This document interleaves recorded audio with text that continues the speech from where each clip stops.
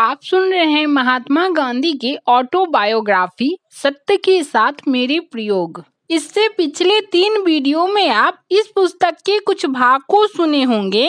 इस वीडियो में आप बचे हुए भाग को सुनेंगे। देश गमन। लड़ाई के काम से मुक्त होने के बाद अनुभव किया कि अब मेरा काम दक्षिण अफ्रीका में नहीं बल्कि हिंदुस्तान में है। मैंने देखा कि दक्षिण अफ्रीका में बैठा बैठा मैं कुछ सेवा तो अवश्य कर सकूंगा, पर वहाँ मेरा मुख्य धंधा धन कमाना ही होगा। देश का मित्र वर्ग भी देश लौट आने के लिए बराबर आग्रह करता रहता था। मुझे भी लगा कि देश जाने से मेरा उपयोग अधिक हो सकेगा। नेटाल में मिस्टर खान और मनसुख लाल नाजर थे ही। मैंने साथियों के सामने मुक्त होने की इच्छा प्रकट की। बड़ी कठिनाई से एक शर्त के साथ वह स्वीकृत हुई। शर्त यह थी कि यदि 1 वर्ष के अंदर कौम को मेरी आवश्यकता मालूम हुई तो मुझे वापस दक्षिण अफ्रीका को पहुंचना होगा। मुझे यह शर्त कड़ी लगी, पर मैं प्रेम पास में बंधा हुआ था। मीराबाई की यह उपमा थोड़े बहुत अंशों में मुझ पर भी घटित हो रही थी। पंच भी परमेश्वर ही है, मित्रों की बात को मैं ठुकरा नहीं सकता था। मैंने वचन दिया और उनकी अनुमति प्राप्त की। सन 1816 में जब मैं देश आया था तब भी भेंटें मिली थी, पर इस बार की भेंटों से और सभाओं के दृश्य से मैं अकुला उठा। भेंटों में सोने चांदी की चीजें तो थी ही, पर हीरे की चीजें भी थी। साथ ही इन भेंटों में 50 गिनियों का एक हार कस्तूरबा बाई के लिए था, पर वह वस्तु भी मेरी सेवा के कारण ही मिली थी, इसलिए वह दूसरी भेंटों से अलग नहीं की जा सकती थी। जिस शाम को इनमें से मुख्य भेंटें मिली थी, वह रात मैंने पागलों की तरह जाकर बिताई। मैं अपने कमरे में चक्कर काटता रहा, पर उलझन किसी तरह सुलझती ना थी। सैकड़ों की कीमत के उपहारों को छोड़ना कठिन मालूम होता था, पर रखना उससे भी अधिक कठिन लगता था।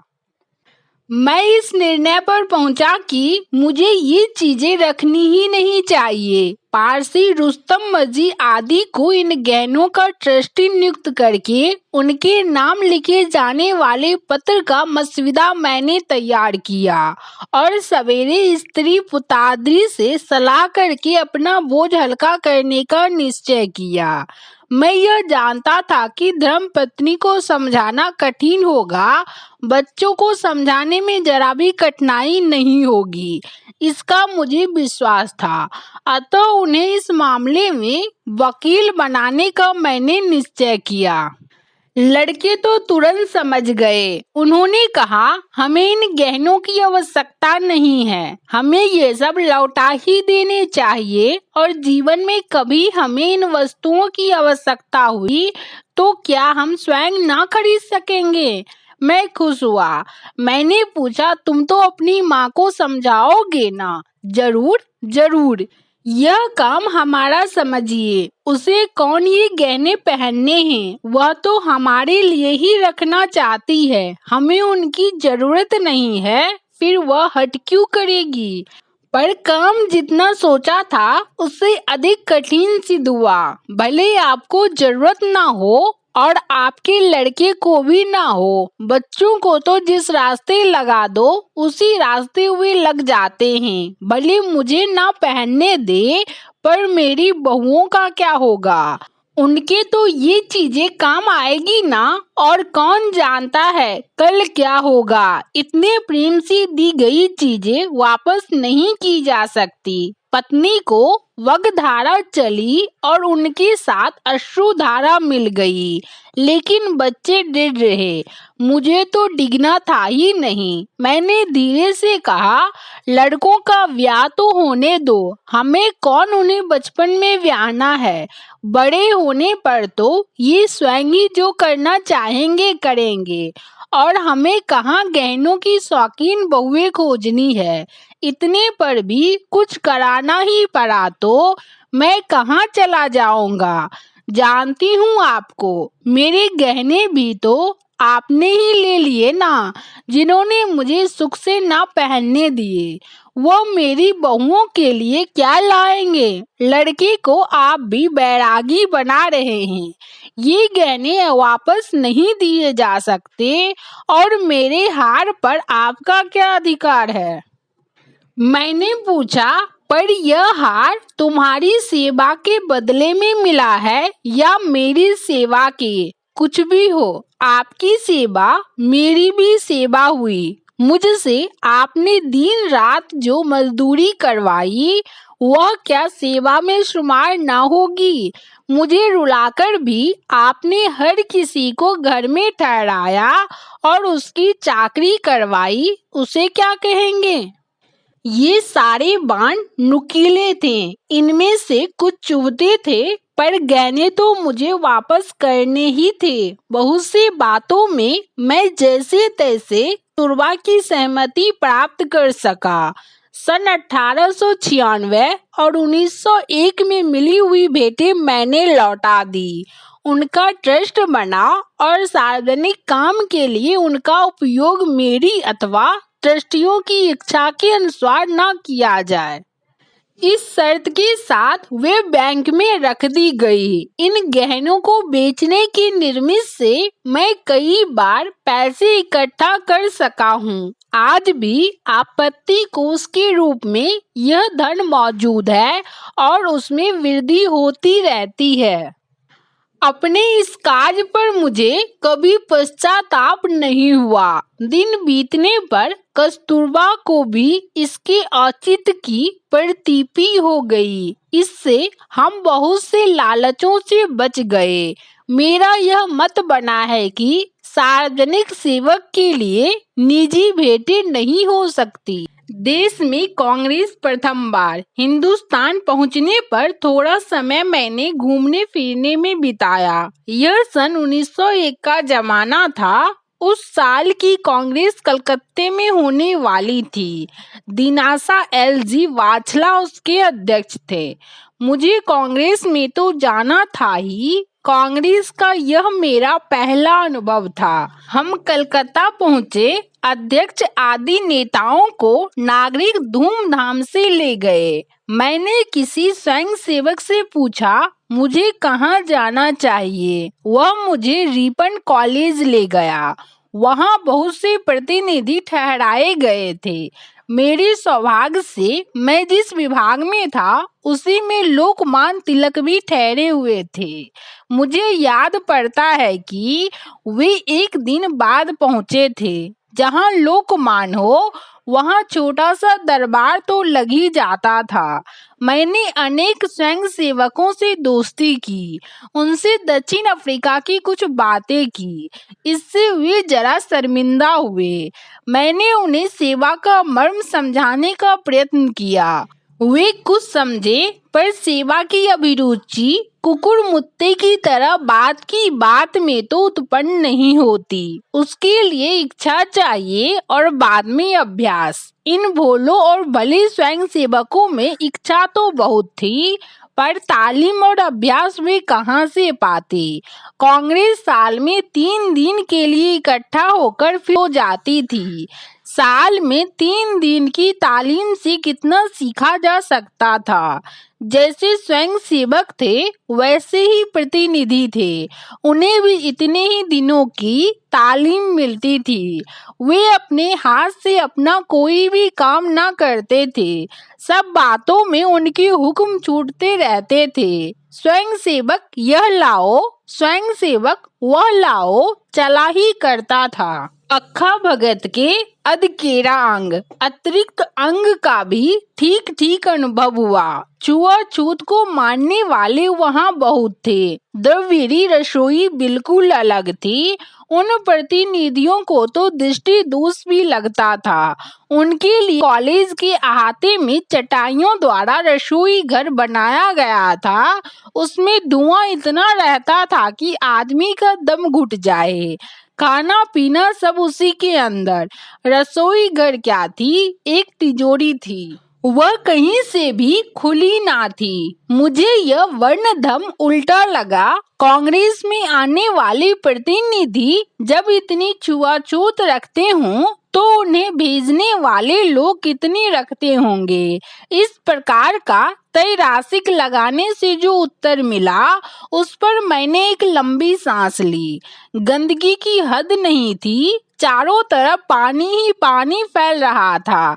पखाने कम थे, उनकी दुर्गंध की याद आज भी मुझे हैरान करती है। मैंने एक स्वयंसेवक को यह सब दिखलाया। उसने साफ इनकार करते हुए कहा, यह तो भंगी का काम है। मैंने झाड़ू मांगा, वह मेरा मुंह ताकता रहा। मैंने झाड़ू खोज निकाला, पखाना साफ किया, पर यह तो मेरी अपनी सुविधा के लिए हुआ। भीड़ इतनी ज्यादा थी और पखाने इतने कम कि हर बार उपयोग के बाद उनकी सफाई होनी चाहिए थी। यह मेरी शक्ति के बाहर की बात थी। कांग्रेस की अधिवेशन को 1-2 दिन की देर थी। मैंने निश्चय किया था कि कांग्रेस के कार्यालय में मेरी सेवा स्वीकार की जाए तो सेवा करूं और अनुभव लूं। श्री भूपेंद्र नाथ बसु और श्री घोषाल मंत्री थे। मैं भूपेंद्र बाबू के पास पहुंचा और सेवा की मांग की। उन्होंने मेरी ओर देखा और बोला, मेरे पास तो कोई काम नहीं है, पर शायद मिस्टर घोषाल आपको कुछ काम दे सकेंगे, उनके पास जाइए। मैं घोषाल बाबू के पास गया। उन्होंने मुझे ध्यान से देखा और जरा हंसकर मुझसे पूछा, मेरे पास तो क्लर्क का काम है, आप करेंगे? मैंने उत्तर दिया, अवश्य करूंगा। मेरी शक्ति से बाहर ना हो ऐसा हर काम करने के लिए मैं आपके पास आया हूँ। नौजवान, यही सच्ची भावना है। और बगल में खड़े स्वयंसेवक की ओर देखकर बोले, सुनते हो यह युवक क्या कह रहा है? फिर मेरी ओर मुड़कर बोले, तो देखिए, यह तो है पत्रों का ढेर और यह मेरे सामने कुर्सी है, इस पर आप बैठिए। आप देखते हैं कि मेरे पास सैकड़ों आदमी आते रहते हैं। मैं उनसे मिलूं या इन बेकार पत्र लिखने वालों को उनके पत्रों का जवाब लिखूं? मेरे पास ऐसे क्लर्क नहीं हैं जिनसे यह काम ले सकूं। इन सब पत्रों में से बहुतों में काम की एक भी बात नहीं होगी, पर आप सबको देख जाइए। जिसकी पहुंच भेजना उचित समझे उसकी पहुंच भेज दीजिए। जिसके जवाब के बारे में मुझसे पूछना जरूरी समझे मुझे पूछ लीजिए। मैं तो इस विश्वास से मुग्ध हो गया। श्री घोषाल मुझे पहचानते ना थे। नाम धाम जमाने का काम तो उन्होंने बाद में किया। पत्रों का ढेर साफ करने का काम मुझे बहुत आसान लगा। अपने सामने रखे हुए ढेर को मैंने तुरंत निपटा दिया। घोषाल बाबू खुश हुए। उनका स्वभाव बातूनी था। मैं देखता था कि बातों में वे अपना बहुत समय बिता देते थे। मेरा इतिहास जानने के बाद तो मुझे क्लर्क का काम सौंपने के लिए वो कुछ लज्जित हुए, पर मैंने उन्हें निश्चिंत कर दिया। कहाँ आप और कहाँ मैं। आप कांग्रेस के पुराने सेवक हैं, मेरे गुरुजन हैं। मैं एक अनुभव विहीन नवयुवक हूँ। यह काम सौंपकर आपने मुझ पर उपहार ही किया है, क्योंकि मुझे कांग्रेस में काम करना है। उसके काम काज को समझने का आपने मुझे अल्लभ अवसर दिया है। घोषाल बाबू बोले, असल में यही सच्ची वीरती है, पर आज के नवयुवक इसे नहीं मानते। वैसे तो मैं तो कांग्रेस को उसके जन्म से जानता हूँ। उसे जन्म देने में मिस्टर ह्यूम के साथ मेरा भी हिस्सा था। हमारे बीच अच्छी मित्रता हो गई। दोपहर के भोजन में उन्होंने मुझे अपने साथ ही रखा। घोषाल बाबू के बटन भी बैरा लगता था। यह देखकर बैरे का काम मैंने ही ले लिया। मुझे वह पसंद था। बड़ों के प्रति मेरे मन में बहुत आदर था। कुछ ही दिनों में मुझे कांग्रेस की व्यवस्था का ज्ञान हो गया। कई नेताओं से भेंट हुई। गोखले, सुरेंद्रनाथ आदि योद्धा आते जाते रहते थे। मैं उनकी रीति नीति देख सका। वहां समय की जो बर्बादी होती थी उसे भी मैंने अनुभव किया। अंग्रेजी भाषा का प्राबल्य भी देखा। इससे उस समय भी मुझे दुख हुआ था। मैंने देखा कि एक आदमी से हो सकने वाले काम में अनेक आदमी लग जाते थे और यह भी देखा कि कितने ही महत्वपूर्ण काम कोई करता ही ना था। मेरा मन इन सारी स्थिति का टीका किया करता था, पर चित्त उदार था।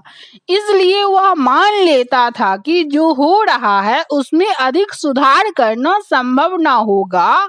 फलतः मन में किसी के प्रति अरुचि पैदा न होती थी। कांग्रेस का अधिवेशन शुरू हुआ। पंडाल का भव्य दृश्य, स्वयं सेवकों की कतारें, मंच पर नेताओं की उपस्थिति इत्यादि देखकर मैं घबरा गया। इस सभा में मेरा पता कहाँ लगेगा, यह सोचकर मैं अकुला उठा। सभापति का भाषण तो एक पुस्तक ही थी। स्थिति ऐसी नहीं थी कि वह पूरा पढ़ा जा सके, अतः उसके कुछ अंश ही पढ़े गए। बाद में विषय निर्वाचित समिति के सदस्य चुने गए। उसमें गोखले मुझे ले गए थे। सर फिरोज शाह ने मेरा प्रस्ताव लेने की स्वीकृति तो दी थी, पर उसे कांग्रेस की विषय निर्वाचित समिति में कौन प्रस्तुत करेगा, कब करेगा, यह सोचता हुआ मैं समिति में बैठा रहा। हर एक प्रस्ताव पर लंबे लंबे भाषण होते थे, सब अंग्रेजी में। हर एक के साथ प्रसिद्ध व्यक्तियों के नाम जुड़े होते थे। इस नक्काड़ खाने में मेरी तूती की आवाज कौन सुनेगा। जो जो रात बीतती जाती थी, त्यों तो मेरा दिल धड़कता जाता था। मुझे याद आ रहा है कि अंत में पेश होने वाले प्रस्ताव आजकल के विमानों की गति से चल रहे थे। सब कोई भागने की तैयारी में थे। रात के 11 बज रहे थे। मुझ में बोलने की हिम्मत ना थी। मैं गोखले से मिल चुका था और उन्होंने मेरा प्रस्ताव देख लिया था। उनकी कुर्सी के पास जाकर मैंने धीरे से कहा, मेरे लिए कुछ कीजिएगा। उन्होंने कहा, आपके प्रस्ताव को मैं भुला नहीं हूँ। यहाँ की उतावली आप देख रहे हैं, पर मैं इस प्रस्ताव को भूलने नहीं दूंगा। सर फिरोज शाह बोले, कहिए, सब काम निपट गया ना। गोखले बोल उठे, दक्षिण अफ्रीका का प्रस्ताव तो बाकी ही है। मिस्टर गांधी कब से बैठे राह देख रहे हैं। सर फिरोज शाह ने पूछा, आप उस प्रस्ताव को देख चुके हैं? हाँ। आपको वह पसंद आया? काफी अच्छा है। तो गांधी पढ़ो। मैंने कांपते हुए प्रस्ताव पढ़ सुनाया। गोखले ने उसका समर्थन किया। सब बोल उठे, सर्वसम्मति से पास। वाछड़ा बोले, गांधी तुम 5 मिनट लेना। इस दृश्य से मुझे प्रसन्नता न हुई। किसी ने भी प्रस्ताव को समझने का कष्ट नहीं उठाया। सब जल्दी में थे। गोखले ने प्रस्ताव देख लिया था, इसलिए दूसरे को देखने सुनने की आवश्यकता प्रतीत न हुई। सवेरा हुआ। मुझे तो अपने भाषण की फिक्र थी। 5 मिनट में क्या बोलूंगा। मैंने तैयारी तो अच्छी कर ली थी, पर उपयुक्त शब्द सूझते ना थे। लिखित भाषण न पढ़ने का मेरा निश्चय था, पर ऐसा प्रतीत हुआ कि दक्षिण अफ्रीका में भाषण करने की जो प्रवीणता मुझ में आई थी, उसे मैं यहाँ खो बैठा था। मेरे प्रस्ताव का समय आने पर सर दिनाशा ने मेरा नाम पुकारा। मैं खड़ा हुआ। मेरा सिर चकराने लगा। जैसे तैसे मैंने प्रस्ताव पढ़ा। किसी कवि ने अपनी कविता छपवाकर सब प्रतिनिधियों में बांट डाली। उसमें प्रदेश जाने की और समुद्र यात्रा स्तुति थी। वह मैंने पढ़कर सुनाई और दक्षिण अफ्रीका के दुखों को थोड़ी चर्चा की। इतने में सरदिनासा की घंटी बजी। मुझे विश्वास था कि मैंने अभी 5 मिनट पूरे नहीं किए हैं। मुझे पता ना था कि यह घंटी मुझे चेताने के लिए 2 मिनट पहले ही बजा दी गई थी। मैंने बहुतों को आधा पौन पौन घंटी बोलती देखा था और घंटी नहीं बजी थी। मुझे दुख तो हुआ, घंटी बजते ही मैं बैठ गया, पर उस काम में सरफिरोज शाह को उजड़ मिल गया, ऐसा मेरी अल्पबुद्धि ने उस समय मान लिया। प्रस्ताव पास होने के बारे में तो पूछना ही क्या था। उन दिनों दर्शक और प्रतिनिधि वेद को चित ही किया जाता था। प्रस्तावों का विरोध करने का कोई प्रश्न ही नहीं था। सब हाथ उठाते ही थे। सारे प्रस्ताव सर्वसम्मति से पास होते थे। मेरा प्रस्ताव भी इसी तरह पास हुआ, इसलिए मुझे प्रस्ताव का महत्व नहीं जान पड़ा। फिर भी कांग्रेस में मेरा प्रस्ताव पास हुआ, यह बात ही मेरे आनंद के लिए पर्याप्त थी। जिस पर कांग्रेस की मुहर लग गई, उस पर सारे भारत की मुहर है। यह ज्ञान किसके लिए पर्याप्त नहीं होगा। लॉर्ड कर्जन का दरबार। कांग्रेस समाप्त हुआ, पर मुझे तो दक्षिण अफ्रीका के काम के लिए कलकत्ते में रहकर चैम्बर ऑफ कॉमर्स इत्यादि मंडलों से मिलना था। इसलिए मैं कलकत्ते में 1 महीना ठहरा। इस बार मैंने होटल में ठहरने के बदले परिचय प्राप्त करके इंडिया क्लब में रहने की व्यवस्था की। इस क्लब में अग्रगण्य भारतीय उतरा करते थे। इससे मेरे मन में यह भाव था कि उनसे मेल जोल बढ़ाकर मैं उनसे दक्षिण अफ्रीका के काम के लिए दिलचस्पी पैदा कर सकूंगा। इस क्लब में गोखले हमेशा तो नहीं, कभी कभी बिलियर्ड्स खेलने आया करते थे। जैसे ही उन्हें पता चला कि मैं कलकत्ते में ठहरने वाला हूँ, उन्होंने मुझे अपने साथ रहने के लिए निमंत्रित किया। मैंने उनका निमंत्रण स्वभाव स्वीकार किया, पर मुझे अपने आप वहां जाना ठीक ना लगा। 1-2 दिन बाट जोता रहा। इतने में गोखले खुद आकर मुझे अपने साथ ले गए। मेरा संकोच देखकर उन्होंने कहा, गांधी, तुझे इस देश में रहना है। इतबब ऐसी शर्म से काम नहीं चलेगा। जितने अधिक लोगों के साथ मेलजोल बढ़ा सको, तुझे बढ़ाना चाहिए। मुझे तुमसे कांग्रेस का काम लेना है। गोखले के स्थान पर जाने से पहले इंडिया क्लब का एक अनुभव यहाँ देता हूँ। उन्हीं दिनों लॉर्ड कर्जन का दरबार हुआ। उनमें जाने वाले कोई राजा महाराजा इस क्लब में ठहरे हुए थे। क्लब में तो मैं उनको हमेशा सुंदर बंगाली धोती कुर्ता और चादर की पोशाक में देखता था। आज उन्होंने पतलून चोगा, खानसामों की सी पगड़ी और चमकीले बूट पहने थे। यह देखकर मुझे दुख हुआ और मैंने इस परिवर्तन का कारण पूछा। जवाब मिला, हमारा दुख हम ही जानते हैं। अपनी संपत्ति, अपनी उपाधियों को सुरक्षित रखने के लिए हमें जो अपमान सहने पड़ते हैं, उन्हें आप कैसे जान सकते हैं। पर यह खानसामे जैसी पगड़ी और ये बूट किस लिए? हम में और खानसामों में आपने क्या फर्क देखा है? वे हमारे खानसामा हैं तो हम लॉर्ड कर्जन के खानसामा हैं। यदि मैं दरबार में अनुपस्थित रहूं तो मुझे उसका दंड भुगतना पड़ेगा। अपनी साधारण पोशाक पहनकर जाऊं तो वह अपराध माना जाएगा, और वह वहां जाकर भी क्या मुझे लॉर्ड कर्जन से बातें करने का अवसर मिलेगा? कदापि नहीं। मुझे इस अस्पष्ट वक्ता भाई पर दया आई। ऐसे ही प्रसंग वाला एक और दरबार मुझे याद आ रहा है, जब काशी के हिंदू विश्वविद्यालय की नींव लॉर्ड हार्डिंग के हाथों रखी गई। तब उनका दरबार हुआ था। उसमें राजा महाराजा तो आए ही थे, साथ ही भारत भूषण मालवीय जी ने मुझसे भी उसमें उपस्थित रहने का विशेष आग्रह किया था। मैं वहां गया था। केवल स्त्रियों को ही शोभा देने वाली राजा महाराजाओं की पोशाकें देखकर मुझे दुख हुआ था।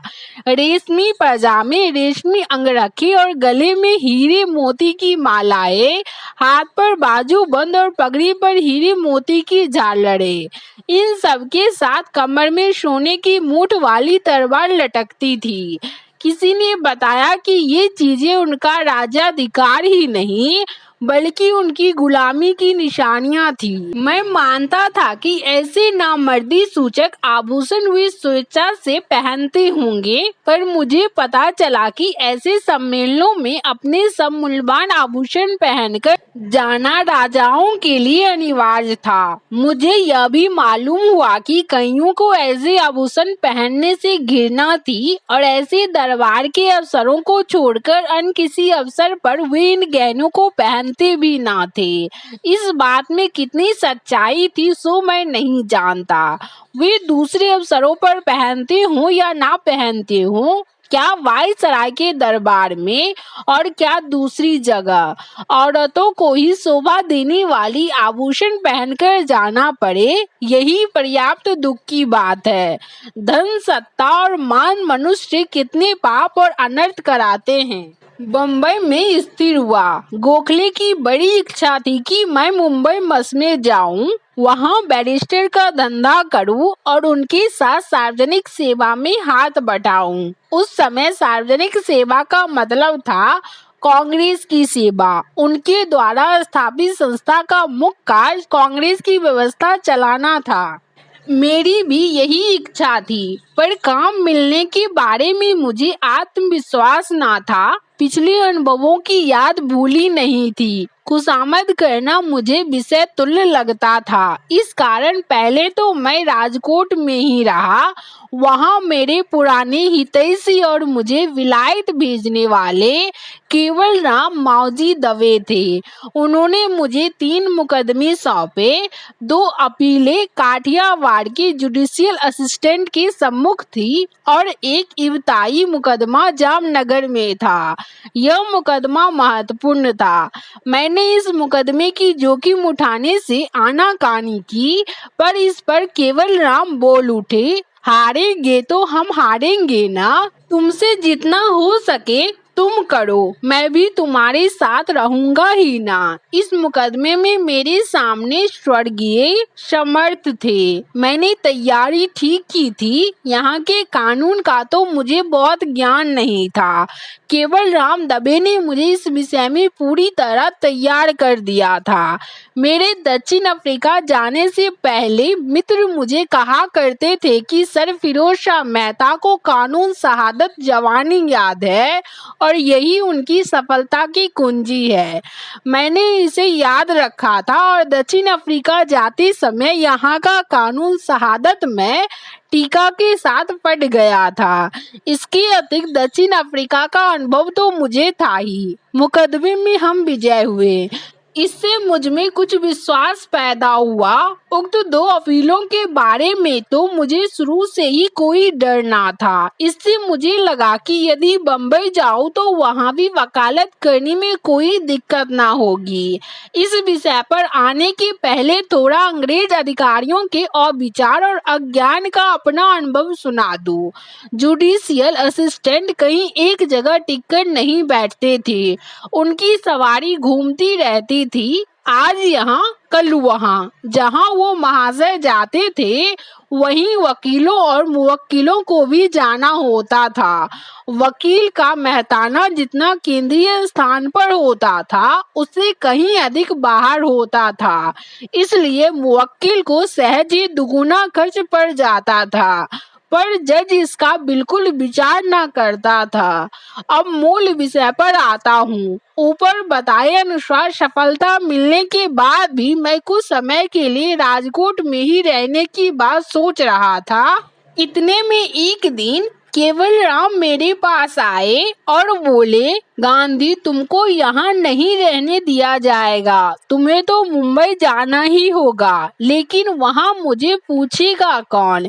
क्या मेरा खर्च आप चलाएंगे? हाँ हाँ, मैं तुम्हारा खर्च चलाऊंगा, तुम्हें बड़े बैरिस्टर की तरह कभी कभी यहाँ ले आया करूँगा और लिखा पढ़ी वगैरह का काम तुमको वहाँ भेजता रहूंगा। बैरिस्टरों को छोटा बड़ा बनना तो हम वकीलों का काम है ना।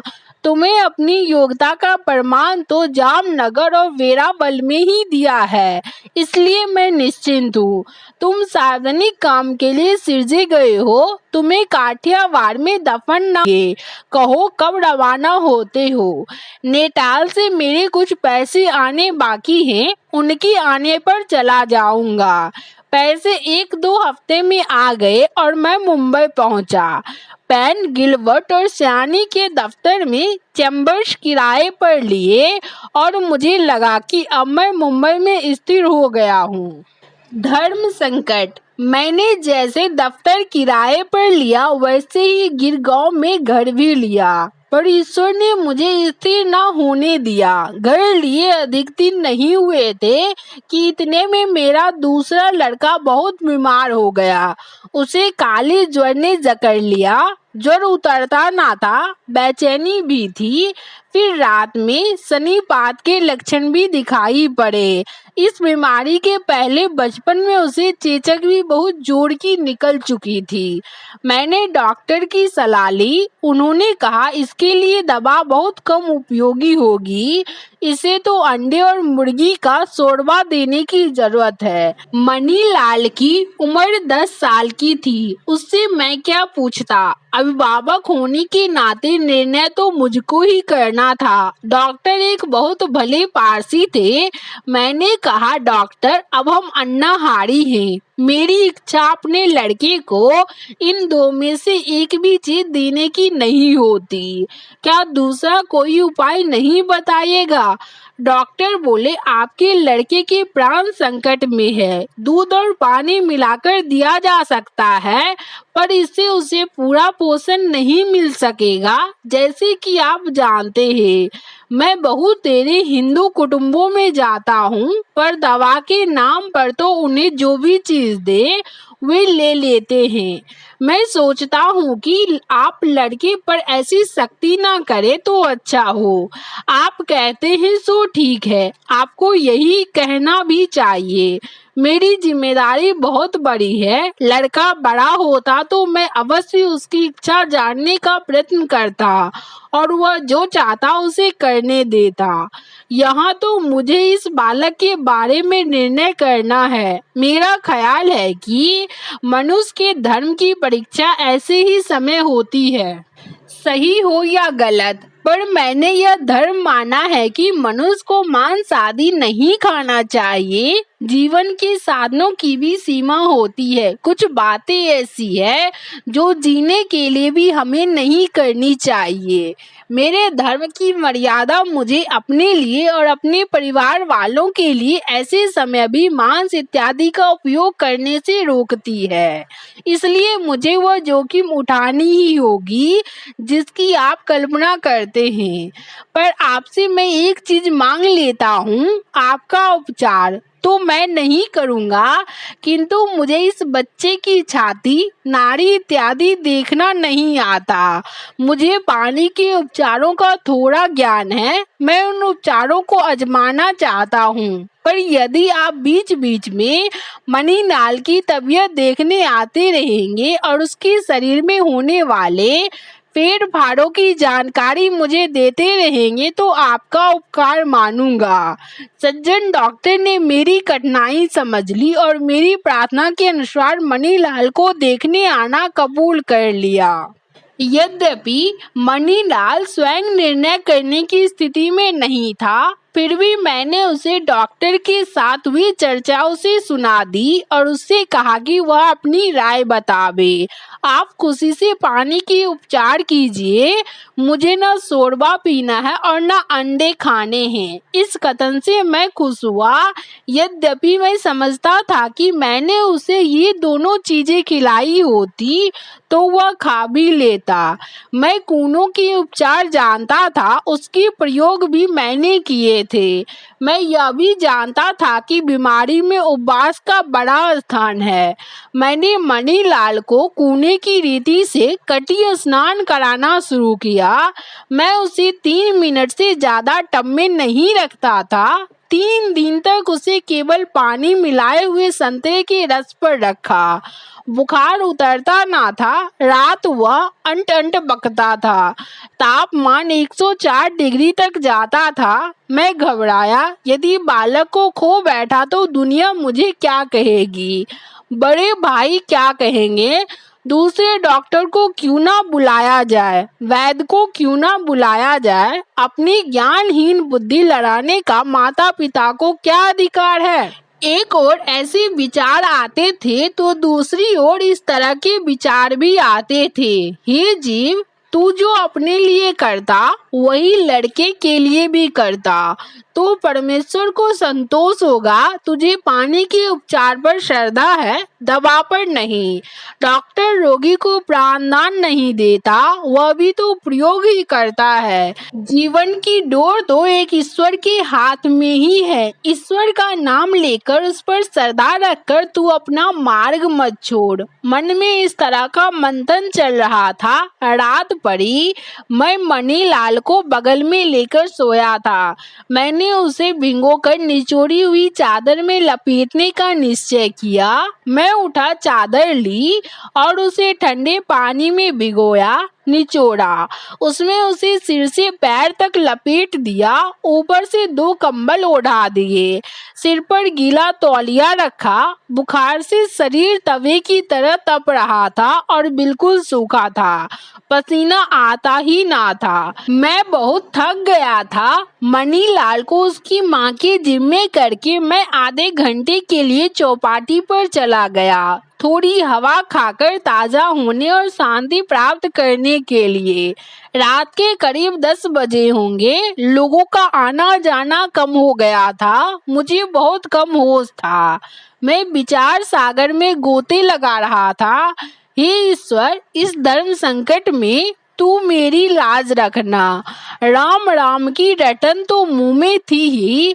थोड़े चक्कर लगाकर धड़कती छाती से वापस आया। घर में पैर रखते ही मणिलाल ने मुझे पुकारा, बापू आप आ गए। हाँ भाई, मुझे अब इसमें से निकालिए ना, मैं जला जा रहा हूँ। क्यों, क्या पसीना छूट रहा है? मैं तो भीग गया हूँ।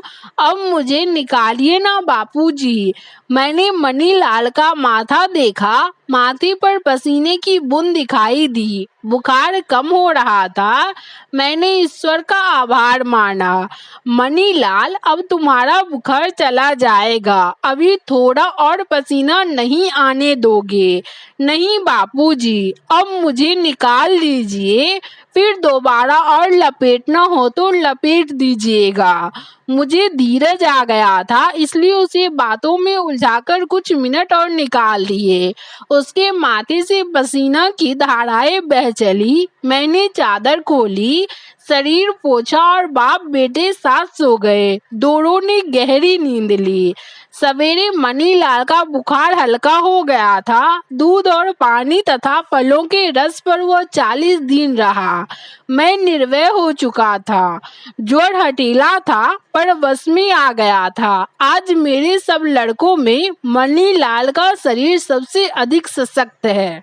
मणिलाल का निरोग होना राम की देन है, अथवा पानी के उपचार की, अल्पाहार की और सार संभाल की। इसका निर्णय कौन कर सकता है? सब अपनी अपनी श्रद्धा के अनुसार जैसा चाहे करे। मैंने तो यह जाना कि ईश्वर ने मेरी लाज रखी और आज भी मैं यही मानता हूँ। फिर दक्षिण अफ्रीका।